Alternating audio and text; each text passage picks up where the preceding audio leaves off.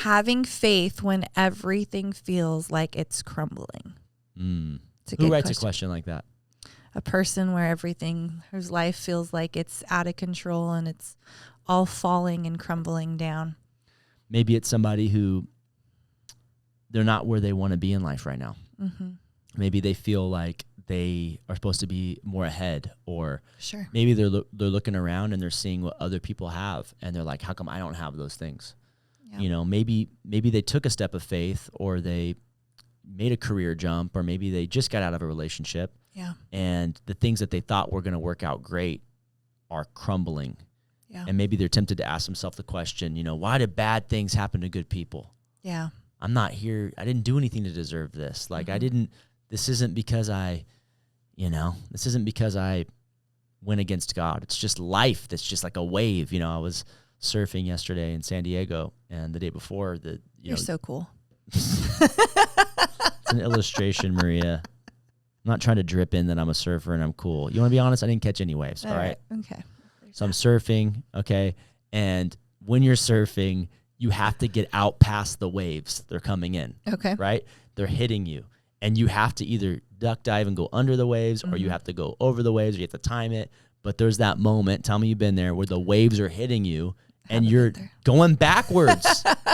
In life, yes. In the ocean, no. But it's a metaphor, Maria. It's a beautiful metaphor. It's working. Keep going. So you're paddling. My arms are tired. I'm getting hit by these waves. And I'm like, I just got to get past these waves, these walls, to get on the other side so I can be positioned to catch a wave and ride a wave. Yeah. But I'm fighting against waves until I catch one. And we all want to catch a wave. We want the momentum. We want to feel like we're in God's will. Yeah. And when we're getting hit in the face with waves, we feel the exact opposite. Yeah. And so I'm just thinking about somebody who's maybe just in the middle of a set and it's just hitting them. Yeah. Bam. Life is crumbling. What would you tell the person who's hitting I a would wall over and over again? Your circumstances don't determine your bad circumstances. Your hard circumstances don't determine the goodness of God. Yeah. God is good, and he's Well steadfast. He's the same yesterday, today, and forever. He's the rock on which we can stand. Good. And sometimes our lives, we've got things, our lives are not up and right. Like, we have highs and we have lows, and we go up and we go down, and sometimes we go down more than we go up, and God is with you in all things.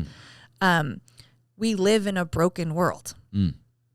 And when sin entered this world through Adam and Eve, things that God that created for good were now tarnished. They were compromised. Yep. And so sin has infected our world like a disease. Yeah. And just because life is hitting you doesn't mean that God isn't with you.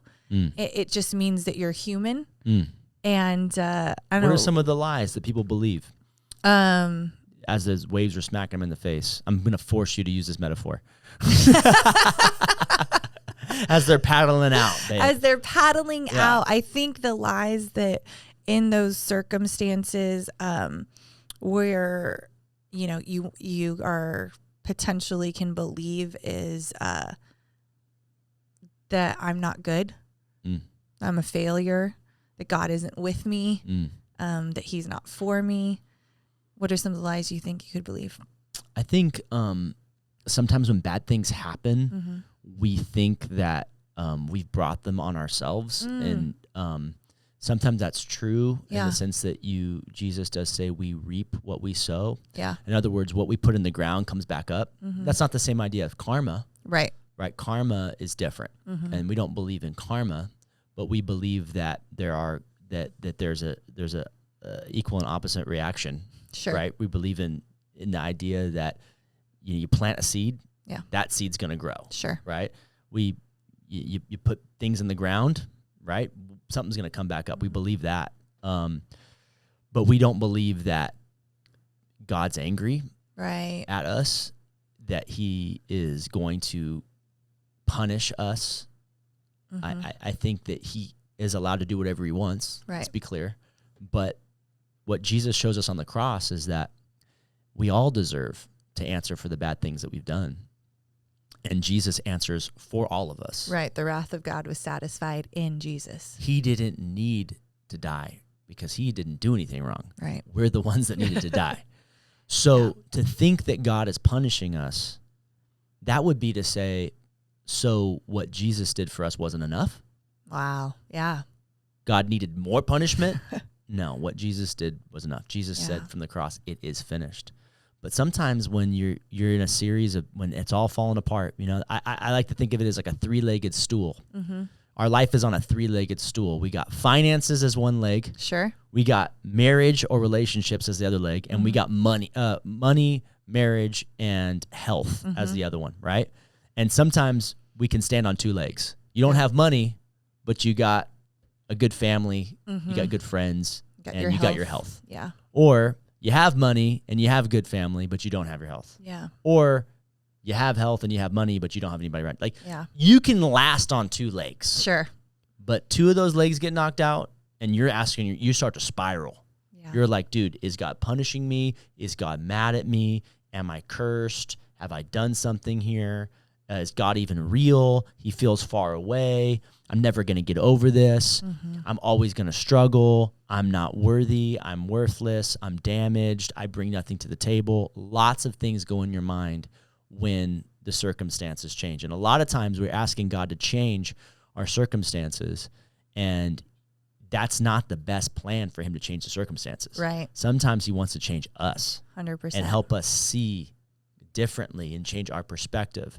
And he loves to rescue us, though. He's a father. He loves to rescue us.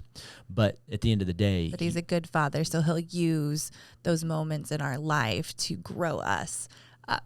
You're paddling into these waves, right, babe? You're paddling into the waves. I'm paddling. Bam, I'm you're there. getting hit with the waves. And you're tired. Is this how you swim? Yeah, that's how you swim, just like that, just like that.